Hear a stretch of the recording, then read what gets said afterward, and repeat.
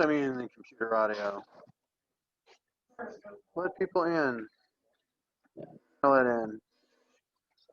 Starting to record. We're continuing our notes from yesterday. Yes, sir. Okay, so back on to dealing with the 9 elements of digital citizenship. Wait a minute, I gotta do that too. That's Jenna's face. Oh, how exciting. Just saying. I'd be a lot more excited if it was 3:30. Well, you know, 3:30 is right around the corner. It's close-ish. Okay, I think that we're recording. Supposed to be able to share screen. There's the sharing screen. I don't want to go by tab. I want to go, well, whatever all my screen is. So here is where we were yesterday and larger. And we really just got through a couple. We got through digital access and digital commerce. remember, you're buying anything, buyer BY. Make sure you get that little S in there. It's HTTPS://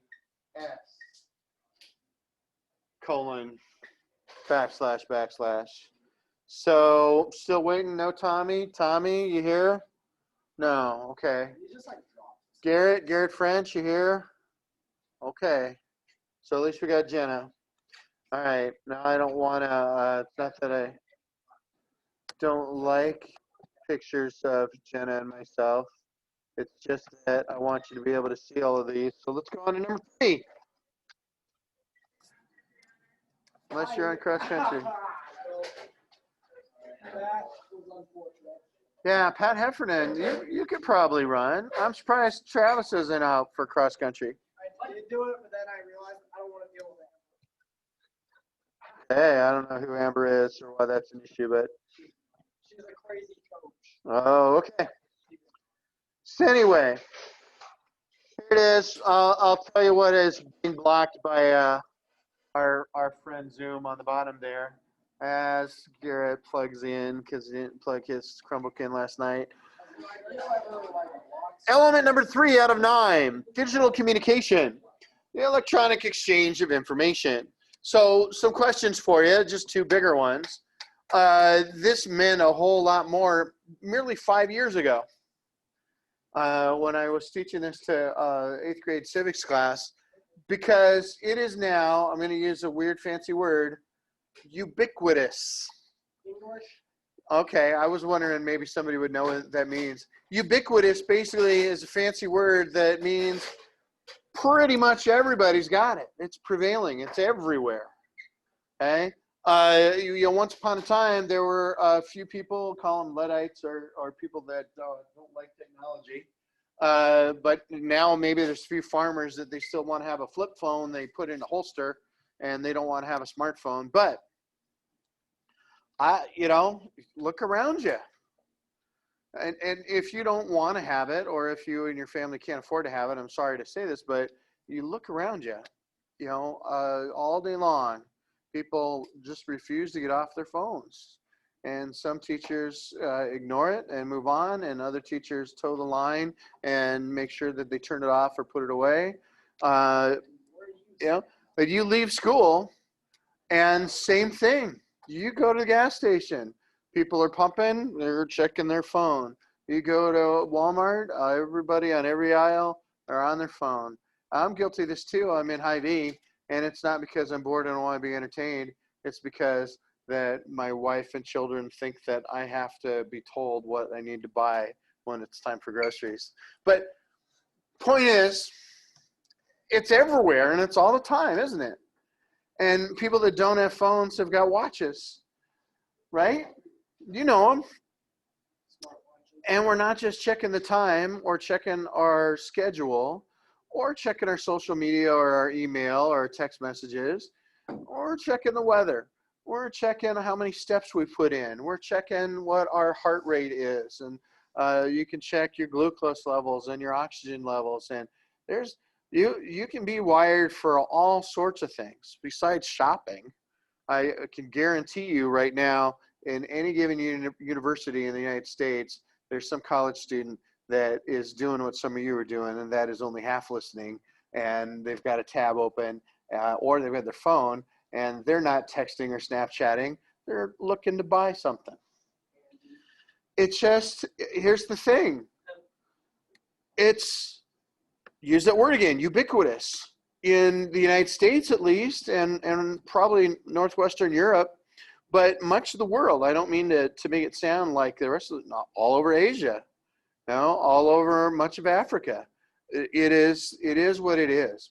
My daughter, I got home last night, and one of her favorite shows isn't on TV. It's on YouTube, and it's called The Try Guys. Ever heard of The Try Guys? There are these four guys. They're all like millennials. I think they're late 20s or early 30s, and they try different things. And what they wanted to do is they did 4 special episodes, and they set a deal up with California Highway Patrol and with a doctor it was like a head of the National Institute for Addictive Health or something like that, and a speedway in Southern California. And it was like an experiment, a controlled kind of a thing. They set up a driving test with all kinds of cones and simulated things like pedestrians and police officers and whatever. And they filmed each other getting drunk and trying to drive drunk. That was one whole episode. And another episode, they got stoned on pot and they tried to drive on pot. And it was pretty funny because it was just as dangerous as alcohol, but they're all giggling a lot more. But then they did 2 other ones, were very interesting, I thought. And one was they had a party, they had a sleepover, stayed up, didn't sleep, pulled an all-nighter, came out at 6:30, and we're going to do the same driving kind of thing at 7 in the morning. And so scary to me, especially like long distance truck drivers. It was probably more dangerous.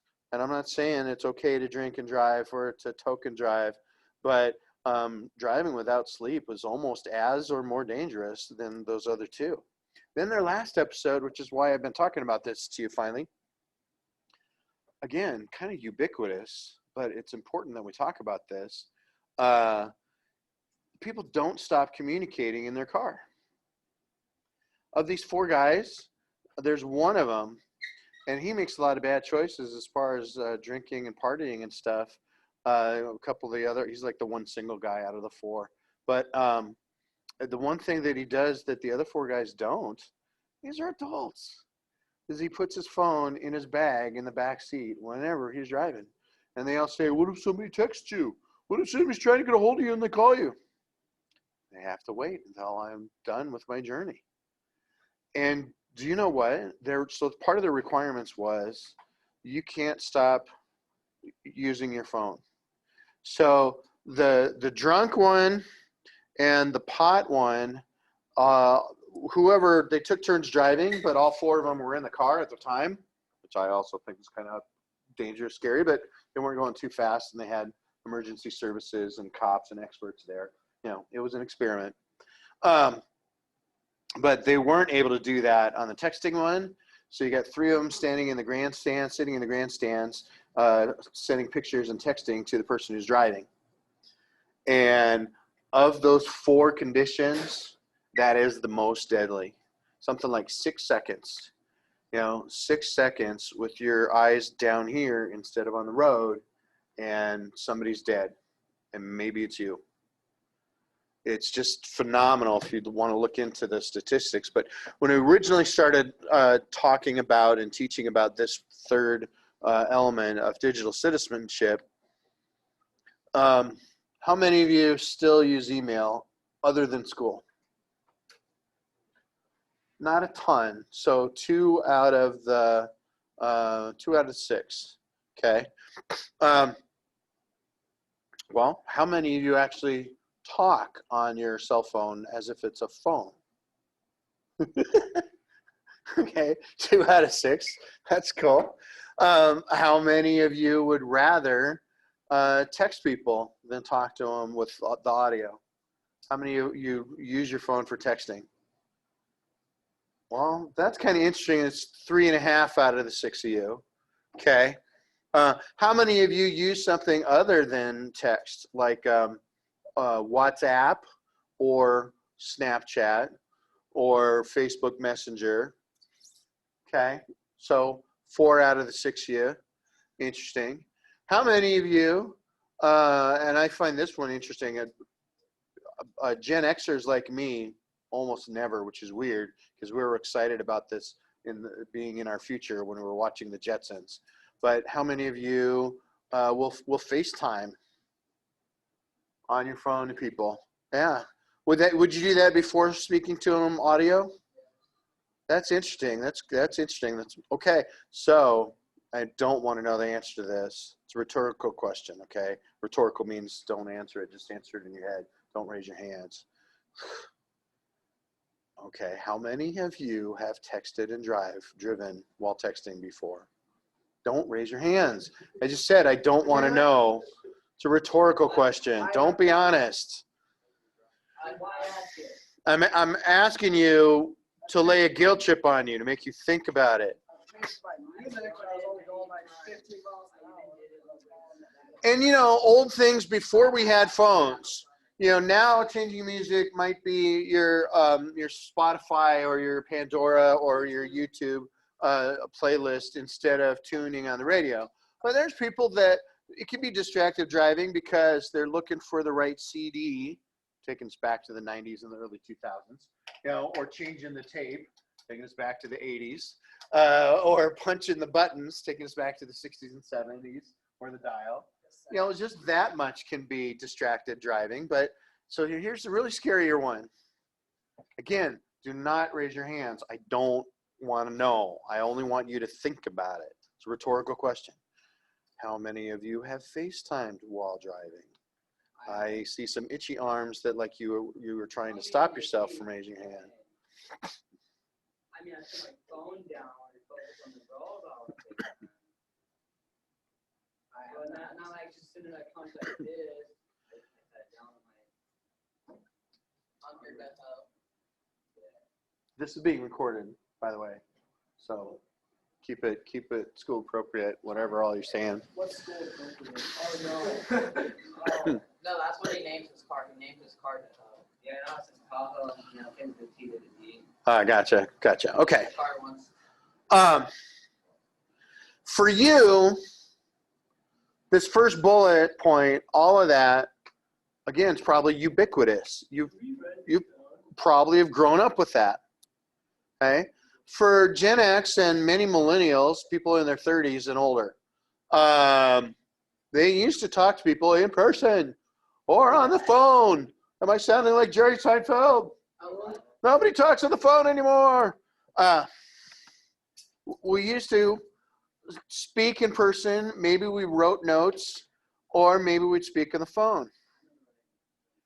So when I started teaching and started using the internet in 1993, and then when I came to Boyer Valley in 2000 and they talk about Web 2.0, things being more interactive and having music things possible, streaming music and streaming video and instant messengers back in the days of America Online before smartphones.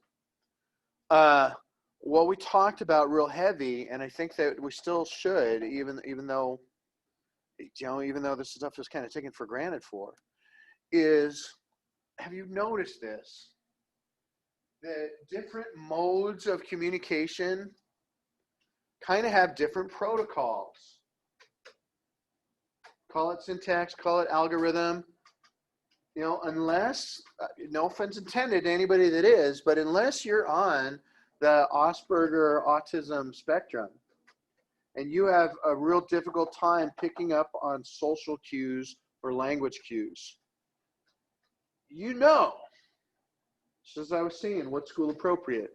You talk differently with your same gender friends outside of school than you do in front of teachers or administrators while in school. You may still cuss a little bit at the lunch table, or you might cuss a little bit quietly in the corner, but you just talk differently. Maybe you're more familiar or less respectful. Maybe you do some trash talking or some teasing or joking around. Mixed group, male and female, you probably behave a little bit different than with a group that's your same age and your same gender. Okay? When you're outside of school, you probably talk a little bit differently in front of your grandparents than you might even in front of your parents. But most people talk differently in front of their parents than they do just their friends. Okay? When you're at work, fair way, come on. If you are talking the same way that you talk at school, your supervisor or some superior person is going to say, not in front of the customers. Right? It's just kind of the way it is. Okay? So here's what I want you to think about. Is communication different electronically than either in person or on paper?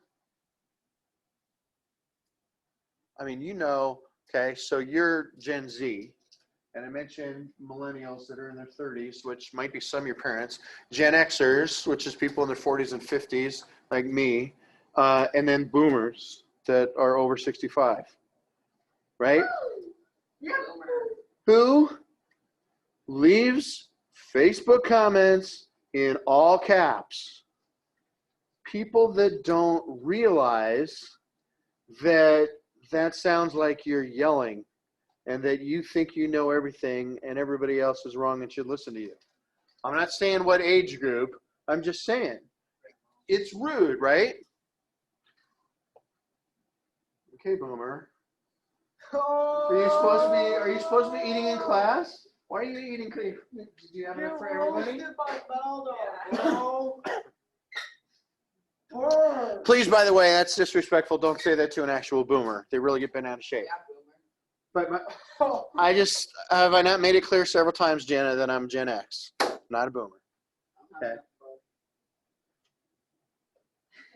Go sit down. Go sit down. He's not supposed to be eating anyway. Pass it around. If I can bring you back, listen. This is another rhetorical. That means you do not have to raise your hand, okay? But think about it. Who has kind of hooked up, and I'm not talking about sexting, I'm just talking about you're going to be a couple all of a sudden, electronically. By email or instant messenger or text message. Who's connected with somebody that way? Likewise, don't raise your hand because I don't really want to know. I just want you to think about it. Maybe you know people even in the school that are doing this all the time. Who's broke up by text instead of in person? I heard that. Let me tell you, this may be for me, but I really think you need to try and be aware. Try and pay attention. Try and have some empathy. Try and think through. Okay? If my boss says something to me walking by, I take it one way. But if my boss says something to me in an email, I take it another. Even if he doesn't mean it differently. I read it different. I get more suspicious. I wonder what's the deal? What's the problem? Why you got what?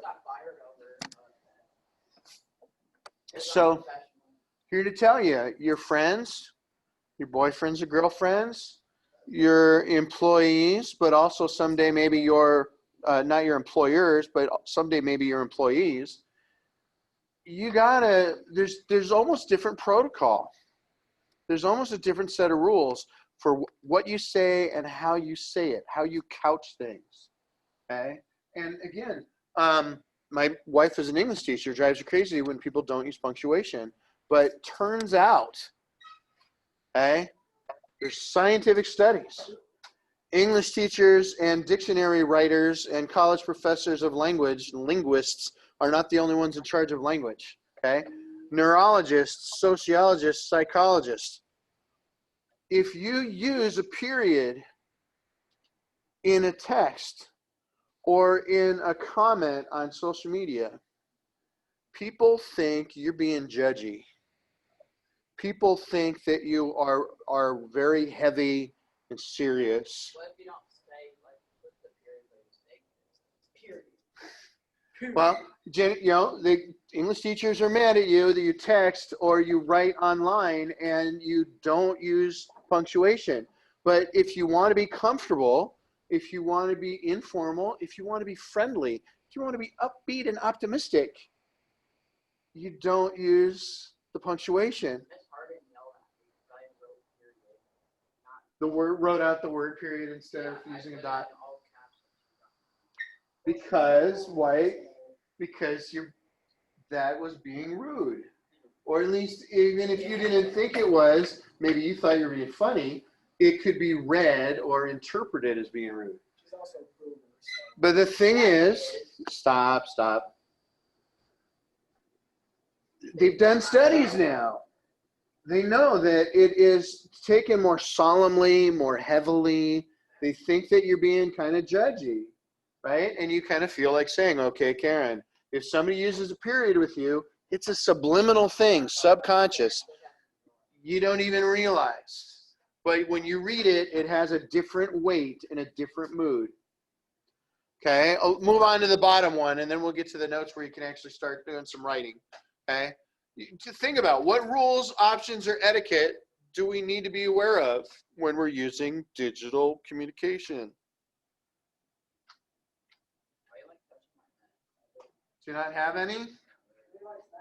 You can't think of any? Are there different rules or protocol on different platforms? Are you able to get away with things on Snapchat or TikTok that you don't on Facebook or Instagram? Maybe it's my feed, you know, who I follow and who I reply to, but my Twitter feed seems to be a lot smarter and more kind of professional. And my Facebook feed seems to be a lot more, I don't know what to say about it, but people are more likely to tell dumb jokes and they're more likely to get into political fights on Facebook than on my Twitter. Although a lot of people say that Twitter is where drama lives and that Twitter is where the political arguments really start. Man.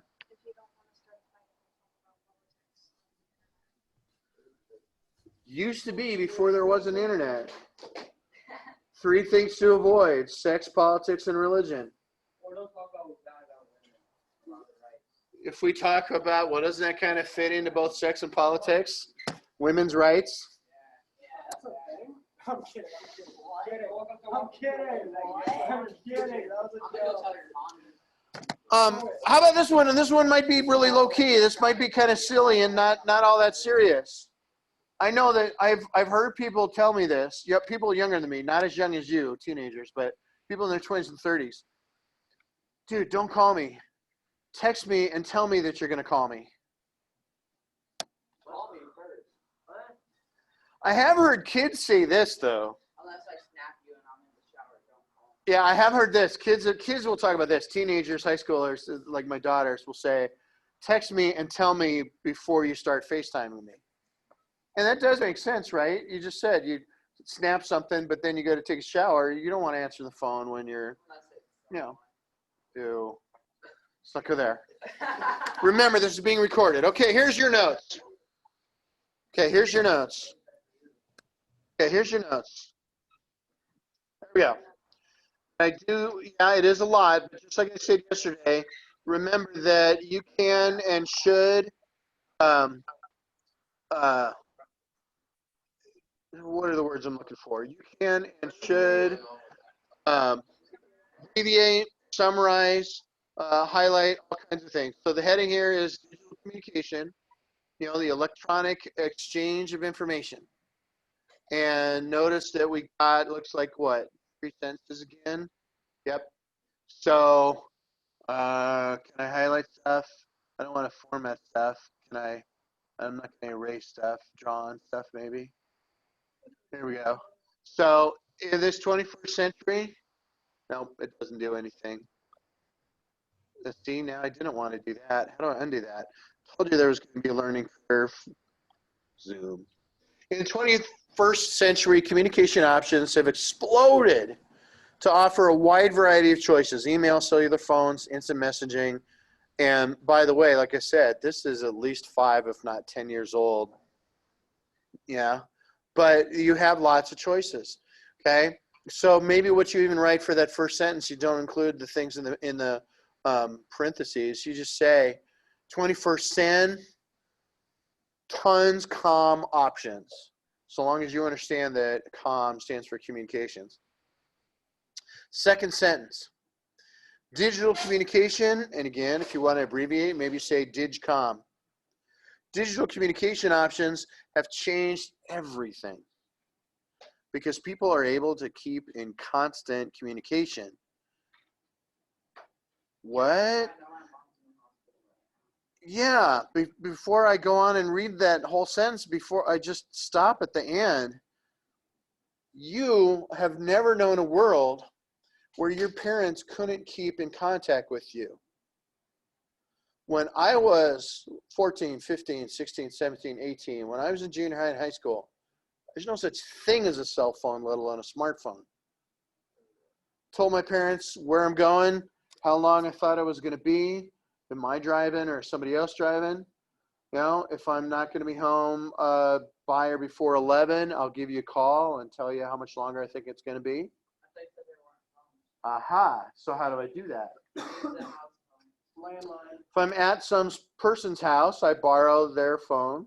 If I'm out, they had these things called pay phones, where you put in a quarter, right, or 2 quarters if it's long distance. So I have kids, and I understand this from a certain perspective. For some people, I lost my brother-in-law to suicide, and so my niece and nephew, they were like, I think they were 9 or 10 and 7 maybe. I think they're 2-3 years apart. So they're young kids. So they were wigged out. They're in grief. And they only have one parent left. They have their mom. And she's wigged out. She's in grief. She's lost her husband. And so other kids that are in 3rd grade, you're looking at them and you're judging them like, oh, they're spoiled and their parents spend this money to give them a phone already. I didn't have a phone until I was in 8th grade. They felt like it was an umbilical cord or a lifeline. And I get, and that's a great excuse that kids like to use with teachers and principals. Oh, why are you on your phone? You're not supposed to be on your phone in class. I have talked to my parents. I have talked to my boss. My mom just texted me. Well, I tell you what, back 1984 to 1985, if your parents want to get a hold of you in school, they called the office and sent someone to come get you to use the phone, or sent a note to you to tell you when you were going to get picked up or what your boss had said. There was workarounds. And I'm not saying that to judge you, but one thing I am saying is, aren't you kind of trapped? You can't get away. I'm not saying rebel against your parents, because it's everybody too. It's your friends. Say you have a friend in another school, or you have a friend in another class in the same building, or you have made friends on the internet. So you have a boyfriend or a girlfriend in another state or another country, right? Well, this constant contact, is that good or bad? Hey, don't talk.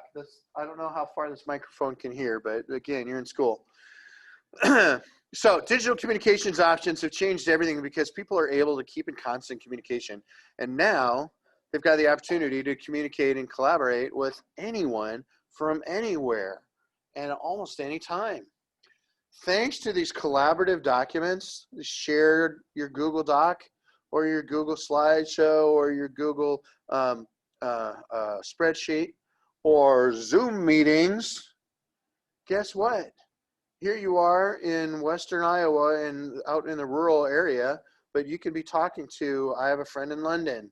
I still have friends in LA. I have family in Michigan and family in Arizona. You can be talking to someone in Africa. Now, the weird thing about the internet is if you're not using a cell phone, then you don't have international phone rates. If you're using Wi-Fi, that's why a lot of business people use that app called WhatsApp, because it's basically texting, but it's not using phone, it's using internet. So you can save money and yet you can also, so you wake somebody up in the middle of the night. You're not just trading stocks on the New York Stock Exchange, but you want to do the Tokyo Stock Exchange or the Sydney commodities market, not just the Chicago commodities market. Okay. Well, so now next thing you know, now you have friends that they want to talk. Okay. I have a friend I went to high school with that's living in London, and just every once in a while, make a comment on something they put on Instagram, and next thing you know, you're Facebook messaging each other and having a conversation, and it's 8 in the morning here, but it's 5 in the afternoon there, and it's 3 in the afternoon here, but it's 8 o'clock at night there. Now, this is a whole brave new world that you don't appreciate because you've grown up in it, really, or else it's happened in the last 5-10 years. But this is not the way things were 100 years ago. When Alexander Graham Bell invented the telephone, when the Wright brothers got the airplane going, when railroads, Transcontinental Railroad, Civil War time, automobile and Henry Ford and the Benz brothers, all those things, it used to be that it might take you a week to get from one city to another, but all of a sudden you can call someone in real time that is 3 weeks away.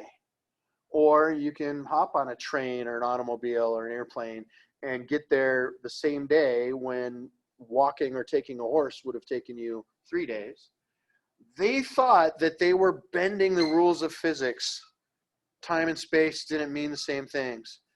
How much more true is that of you now? Unfortunately, a lot of users have not been taught how to make appropriate decisions when they're faced with so many different digital communication options. Well, let's pretend this, so I got to go back to sharing my face or something instead of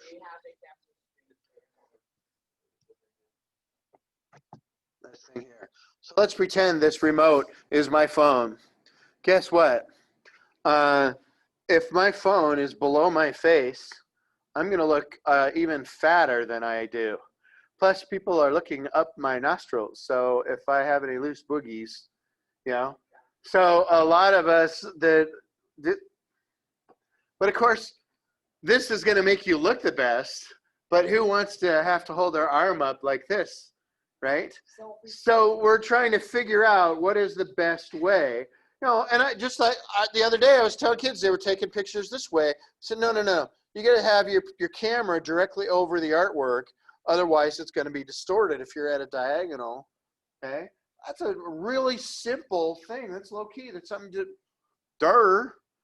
but yet, even young people that are using technology all the time, and not just the boomers, make those same kind of mistakes. The lighting, the background. I think this is pretty cool to have the ceiling. It's real simple. But if I have you able to see your classmates, you also see the mess. There was a news story on the radio this morning. This is less technology than it is maybe COVID, but this infectious disease expert is being interviewed for a news station. And they've got a setup thing in their living room, right, at their table. Nice kind of blank background, maybe it's a bookshelf or something. She looks real professional. But then her husband took a picture of her and shared either Snapchat or Instagram that was whiter, right? It wasn't just her face and a little bit of background, showed the whole living room, and it looks like a tornado has gone through a Toys R Us because they have 3 little kids that are all under 5. You know, and you can't walk anywhere without stepping on Barbie shoes or Legos. So one person is gonna, you know, set up their Zoom meeting or their FaceTime, and you see their dad in their underwear walking behind them, or their mom drinking a beer and cussing at them, or their brother or sister smoking a bong. That's gonna get you in trouble. Teachers are mandatory reporters and have to call the Department of Human Services, okay? But there's just lots of different reasons. It's not just privacy or how you want to project your image, okay? A lot of it is, you know, how polite are you or how rude are you? So, do you guys have any comments or questions about digital communication? I was really hoping I was going to get through 2 today and not just 1, but. No, but here's the problem. If you step on Legos and it hurts, then what if you made a Lego shoe? Shoe made up completely out of Legos. It may not be the most comfortable, but it's. If you have new Crocs, new Crocs are sturdy enough, but if you've got like 4 or 5-year-old Crocs and they're kind of worn down, and then you go walk on a gravel lane, I mean, it's not as bad as being barefoot, but you know, you're going to feel the rocks and nails going to go straight through. Tell you what, I don't know. Any input, Jenna? Have you had any experiences that you're willing to share with digital communication that are lessons learned, or not really? Not really. Would you expect that you're going to want to either write or speak or present, you know, for like right now I have the lights down so that the class can see the smartboard, but to look at me, I look all dark and gray and whatever. You know, if you're a TikToker or a YouTuber, you know about these things like light rings. There are these little LED light rings that you can put around your camera that just, it does fill light. It just kind of makes you look healthier, happier, brighter, no matter what conditions are of where you're at. All kinds of those things. All right, so I apologize. Perhaps tomorrow we can get through 2, even though tomorrow's a Friday. But it would be nice to get to 5 and not just 4. Don't forget, next week, next Friday will be a test over this material, yeah. But next week, you're each going to be responsible for one of the 9, and you're going to be creating a web page that we'll put together on a shared website. So more about that on Monday. Okay. Take care of yourself. Stay well, Jenna. Okay. Happen to see Tommy in town. I guess you probably won't see Garrett. I would see him because he lives in Charter Oak, but give him a hard time for not joining our Zoom because link's right there on Schoology, and I emailed everybody invites. Take care of yourself. Start working on pages on Yearbook now that you know what to do. Okay. See ya. Stop Bye. video. Stop meeting. End meeting. For all.